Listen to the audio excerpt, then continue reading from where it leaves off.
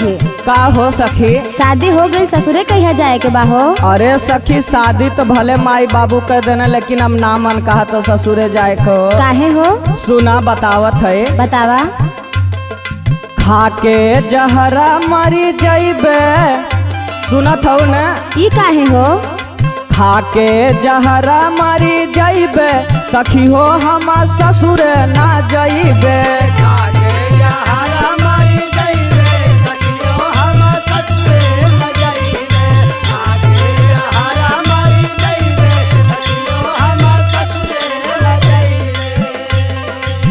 ससुर न जाइबे हो, ससुर न जाइबे, ससुर न जाइबे हो, ससुर न जाइबे, ससुर न जाइबे हो, ससुर न जाइबे। खाके जहरा मरी जाइबे, सखी हो हम ससुर न जाइबे।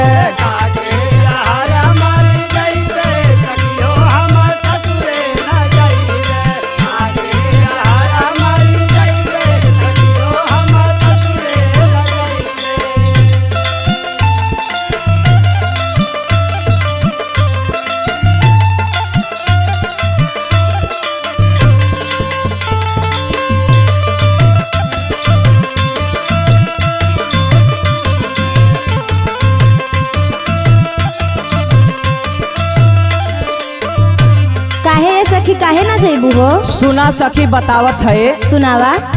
ससुर जाइबे त सास मोरा डई है। अच्छा ई बात बा। और का सखी?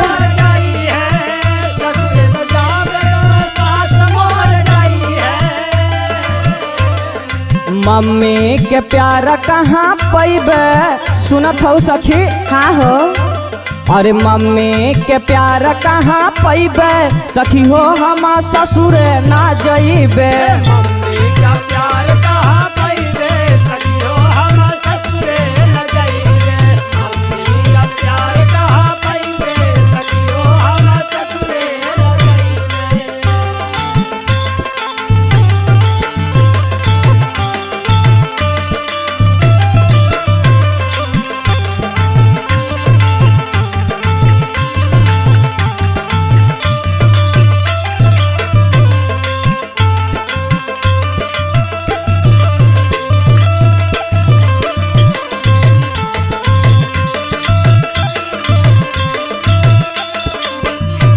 यह कुल सुन सुन सोच सोच बहुत डर लगाला सखी। अरे जायदा हो। सुना और सुनावा। ससुर जाइबे जेठान मोरा डई है। ससुर जाइबे जेठान मोर डई है। ससुर जाइबे जेठान मोर डई है। अगर डई है तो का करबे सखी, यही वजह से हो। अच्छा। ससुर जाइबे जेठान मोरा डई है।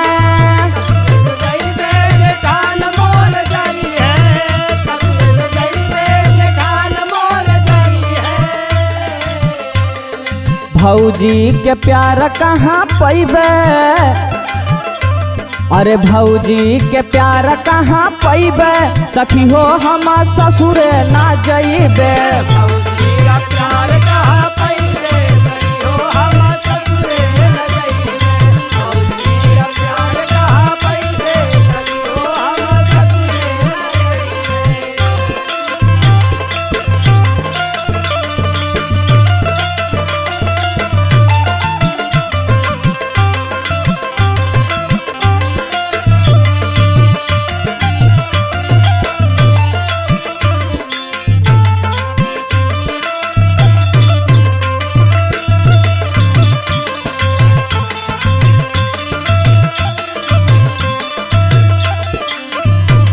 सब बतावाला सखी की ससुरे में सास ननद जेठान सब डाहन ओने सखी।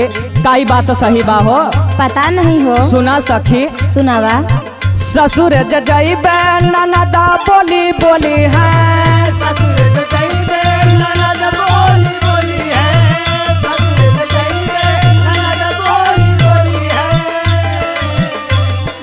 बहिनी के प्यार कहाँ पैबे, यह कुछ सोचिला कि बहनियों के साथ छूट जाई। हाँ हो सही कहत हो। बहनी के प्यार कहाँ पैबे सखी हो हम ससुरे ना जइबे।